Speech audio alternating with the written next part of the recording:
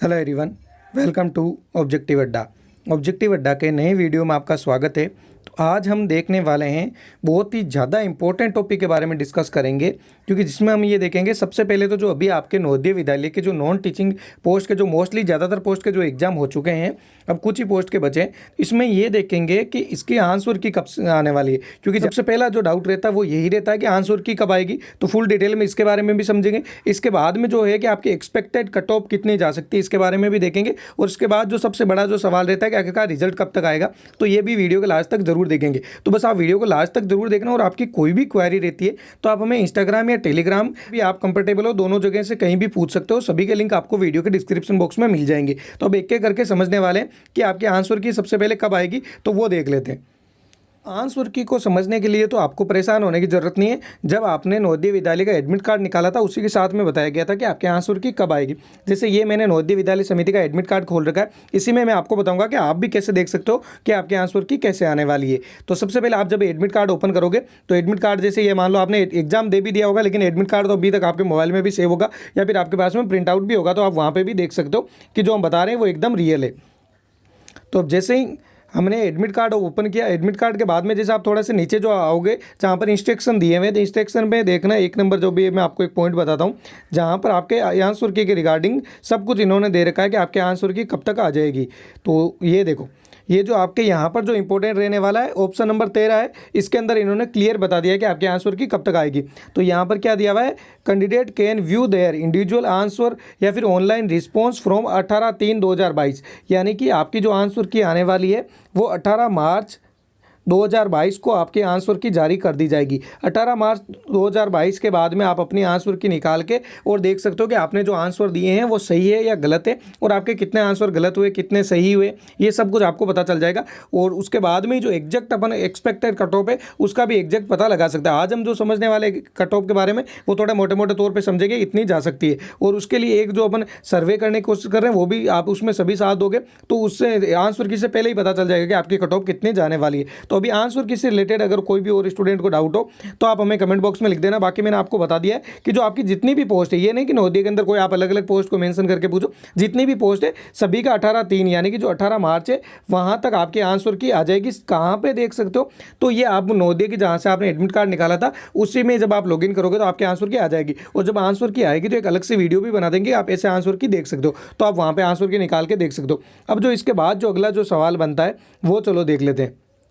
इसके बाद जो अपना जो सबसे बड़ा जो डाउट आता है वो आता है कि एक्सपेक्टेड कट ऑफ, यानी कि कट ऑफ कितनी जा सकती है। देखो एक तो मैं ये बता देता हूँ, जैसे मैंने भी 2-4 रिव्यू किए थे अलग अलग, तो आप भी अगर उन रिव्यू के कमेंट बॉक्स में जाके देखोगे तो आपको मोस्टली सभी रिव्यू के कमेंट बॉक्स में एक ही चीज़ मिलेगी कि जैसे जो मोस्टली टोटल जो मैं आपको एक एग्जाम्पल देके बता रहा हूँ, जैसे 120 क्वेश्चन आए थे, तो ज़्यादातर स्टूडेंट का अभी ये कमेंट आ रहा है कि मैंने 110 मान लो 110 किसी स्टूडेंट का एक कमेंट था, मैं वही बता रहा हूँ आपको एग्जैक्ट, कि मैंने 110 अटैम्प्ट किए, उसमें से मेरे 3 गलत है और मेरे जो सही हो रहे हैं वो 107 सही हो रहे हैं। तो एक तो मेरा मतलब इन सभी स्टूडेंट से एक बार पूछना है, मुझे समझ में नहीं आ रहा, अगर मान लो आपको समझ में आ गया होगा, वो ये समझ में नहीं आ रहा कि आपने ये कैसे डिसाइड किया है कि आपने 110 तो अटेम्प्ट तो किया वो आपको पता है, लेकिन जो ये 3 गलत है ये आपने कैसे निकाले कि आपके 3 गलत है। या तो आपने ऐसा हो सकता है कि आपको 3 क्वेश्चन याद थे और आपने जब वापस गूगल करके या फिर कहीं बुक्स वगैरह में देखा था तो आपको 3 क्वेश्चन तीनों के तीनों गलत मिल गए, लेकिन फिर बाकी के जो 107 क्वेश्चन बचे इनकी कौन गारंटी लेता है कि आपके 107 पूरे के पूरे सही हो जाएंगे।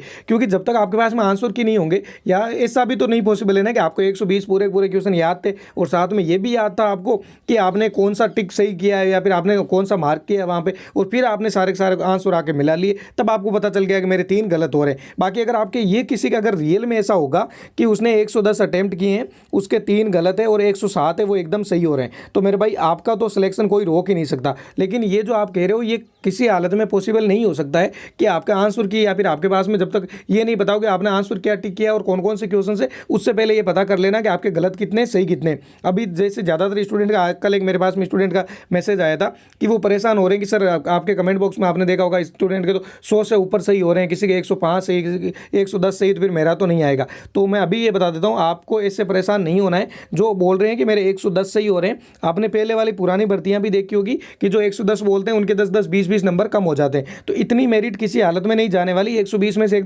110 नंबर आने का मतलब बहुत ज़्यादा होता है कि आपके फिर 80-90 से ऊपर 90 से मतलब ऊपर मेरिट चले जाती है, इतनी कभी भी मेरिट पॉसिबल नहीं होगी है। तो ये मान के चलना कि इसके आसपास मेरिट नहीं जाएगी। अब जो कुछ पोस्ट में जैसे अलग अलग मेरिट कम भी रहेगी। मेरा जो मानना है इस एग्जाम को लेके कि आपकी जो मेरिट है मैक्सिमम से मैक्सिमम जो जाएगी वो मेरिट जाएगी आपकी 85%, इससे ऊपर किसी की भी नहीं जाएगी। आप चाहे किसी भी पोस्ट का आपने एग्जाम दिया हो, इसके अंदर 85% वो भी किसकी जा सकती है। कुछ जो पोस्ट है, जैसे एक तो जो आपका लैब अटेंडेंट का एग्जाम हुआ था उस दिन, उसके अंदर भी आपकी जो मेरिट रहेगी वो 75 मैक्सिमम लग रही है। लैब अटेंडेंट के पोस्ट के अंदर भी 75 से 80 अगर किसी हालत के अंदर की जहाँ लोग बहुत ज़्यादा चले गए या फिर स्टूडेंट के बहुत ज़्यादा सही हो रहे हैं तब जा सकती है। क्योंकि लैब अटेंडेंट के अंदर जो लग रहा था स्टूडेंट को कि आपकी जो साइंस आने वाली है वो अच्छे खासे लेवल की आएगी, न्यूमेरिकल पूछे जाएंगे और उसके अंदर आपकी रिएक्शन वगैरह पूछी जाएगी, तो थोड़ी सी उसकी मेरिट कट हाई जा सकती है। लेकिन कुछ पोस्ट ऐसी भी थी जैसे जो जेएसओ की पोस्ट थी और कुछ अलग अलग जो पोस्ट थी जिनके अंदर मैथ पूछी गई थी। तो मैंने काफ़ी सारे स्टूडेंट से बात की है मैथ वालों के लिए कि उनके मैथ का लेवल बहुत अच्छा लेवल पूछा गया था। मैथ ऐसे नहीं थी आप डायरेक्ट पढ़ के कर सकते हो, मैथ उन्होंने बहुत अच्छे लेवल की दी थी। इंग्लिश भी इतनी ईजी नहीं आ रही थी। अभी बहुत सारे स्टूडेंट को आपको पता होगा जितने भी एग्जाम हुए थे हर एक एग्जाम के अंदर वहाँ पे क्या किया गया था आपके कि पैराग्राफ दिए गए थे, और अभी स्टूडेंट को लग रहा है कि मैंने जो पैराग्राफ में से आंसर दिए हैं वो सभी के सभी सही है, तो वहाँ भी गलत तो होने वाले हैं। तो आपकी मैक्सिमम 85 तो मैंने आपको बहुत ज़्यादा बताया है। बाकी जो आपके मेरिट है 80% के आसपास, इससे भी नीचे ही रहने वाली है। तो अगर इससे नीचे अगर किसी के पास मतलब 75 से 80 के आसपास अगर किसी के नंबर बन रहे हैं तो आप पक्का मान के चल सकते हो कि आपका सिलेक्शन होगा। अगर इसके अलावा भी एक चीज़ हम और करने वाले हैं, आप सभी अगर साथ दोगे तो मैं आज ही आपको यूट्यूब पे एक सर्वे जैसे आपको क्वेश्चन अवेलेबल करवा देंगे जिसमें आपके कितने मार्क्स आ रहे हैं, आपका अटेम्प्ट कितना है वो आपके, या फिर आप ये कर लेंगे कि आपके हिसाब से कितने सही हो रहे हैं। बस आप उस पर एक बार बता देना कि आपके हिसाब से कितने। बाकी 18 के बाद में एग्जैक्ट अलग एक्सपेक्टेड कट ऑफ का अलग से वीडियो बना देंगे। तब तक एक बार आप अपने जो भी आपका आंसर सही हो रहे हैं या फिर आपकी कोई क्वेरी है तो बता देना। अब जो सबसे बड़ा जो लास्ट सवाल बचता है वो है कि आपके नवोदय का रिजल्ट कब तक आएगा। तो इसके रिगार्डिंग मैं आपको कन्फर्म बता सकता हूँ कि नवोदय का जो आपका रिजल्ट है वो आपके अप्रैल एंड से पहले पहले आपका नवोदय का 100% रिजल्ट आ जाएगा। जैसे कि अभी जो चल रहा है आपके मार्च के, आज 10 तारीख होगी, 13 तारीख तक तो मार्च के अभी तक एग्जाम चल रहे हैं।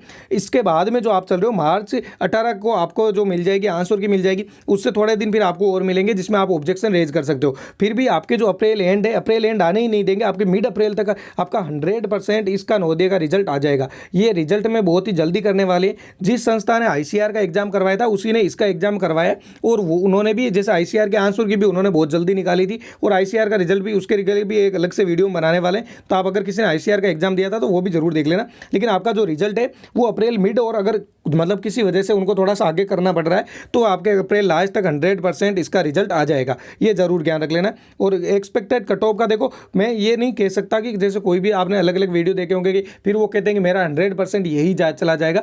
कट ऑफ ऐसा सीन है कि कोई नहीं बता सकता एग्जैक्ट कट ऑफ कितने जाने वाली है। लेकिन अगर किसी के पास में मान लो 75 से, या फिर कुछ तो पोस्ट ऐसी भी जाने वाली है जिसके अंदर आप ध्यान रख लेना कि 65 अगर परसेंटेज से ऊपर भी किसी के बन रहे हैं तो भी उनका सिलेक्शन होगा इसके अंदर। और ऐसा 100% जब आपका रिजल्ट आएगा हम तब बात करेंगे। अभी जैसे बहुत सारे स्टूडेंट को ये लग रहा होगा कि ऐसा पॉसिबल नहीं, इतनी नीचे मेरिट नहीं जाएगी, लेकिन इतनी ऊपर भी नहीं जाने वाली जितनी स्टूडेंट बता रहे हैं। जैसे ज़्यादातर स्टूडेंट ये कह रहे हैं कि मेरे 105 एकदम सही है, तो 105 एकदम सही है तो भाई फिर आपको बस अपने डॉक्यूमेंट तैयार करवा लो और आपका सिलेक्शन एकदम सही होने वाला है। लेकिन 105 की पहले गारंटी कौन देने वाला है कि आपके 100% 105 एकदम सही है।